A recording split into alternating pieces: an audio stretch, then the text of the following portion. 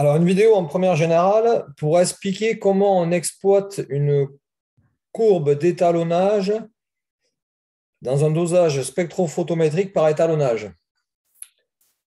Alors, je vous ai déjà expliqué dans une autre vidéo comment on trace une courbe sur Lattice Pro à partir de valeurs expérimentales. Donc, je ne reviens pas dessus. Donc, il faut créer deux nouvelles variables, rentrer les valeurs numériques déterminées par l'expérience. Donc là, peu importe les valeurs numériques, là, c'est juste pour vous expliquer le principe. Donc, dans un dosage spectrophotométrique par étalonnage, on a la concentration, alors molaire ou massique en abscisse. Bon, là, ici, j'ai pris la concentration molaire.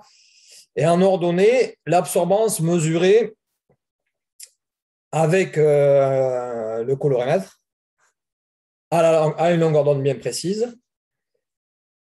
Donc, on rentre ces valeurs dans le tableur de Lattice Pro. Et ensuite, on trace, on glisse l'absorbance en ordonnée, la concentration en abscisse. Et par défaut, donc le logiciel, je vous ai déjà expliqué, il relie les points entre eux. Donc, il faudrait faire apparaître des croix en cliquant ici, clic droit sur l'ordonnée et en choisissant ça comme ça. Donc, ensuite, il faut modéliser la courbe. Donc là, la courbe sera linéaire. Calculer le modèle.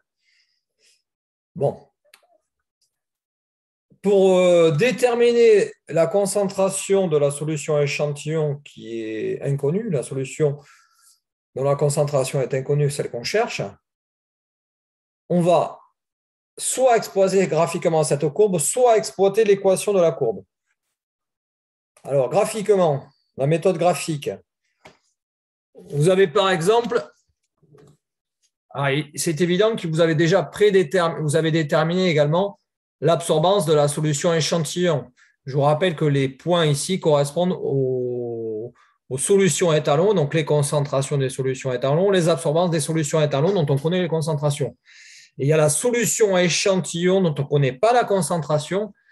Mesurez par exemple l'absorbance et vous trouvez, donc par exemple, prenons une valeur au hasard, prenons la valeur ici 0,15. Et grâce à la courbe d'étalonnage qui vous permet de lier l'absorbance à la concentration, vous reportez horizontalement cette valeur jusqu'à la courbe et vous reportez verticalement cette valeur, ce qui va donner la concentration de la solution échantillon de l'espèce dosée. Donc ça, c'est la méthode graphique assez simple, assez intuitive. Voilà. Et la méthode analytique, c'est en exploitant l'équation de la courbe. Donc, on a l'équation, on a la valeur de l'absorbance, on a la valeur du coefficient directeur et on isole la concentration. Voilà, ce qui peut donner des valeurs légèrement différentes par rapport à la précision du graphique. Donc, soit une méthode analytique grâce à l'équation, soit une méthode graphique grâce à la courbe, pour obtenir la même valeur, enfin la même chose, c'est-à-dire la concentration en espèces dosées de la solution échantillon.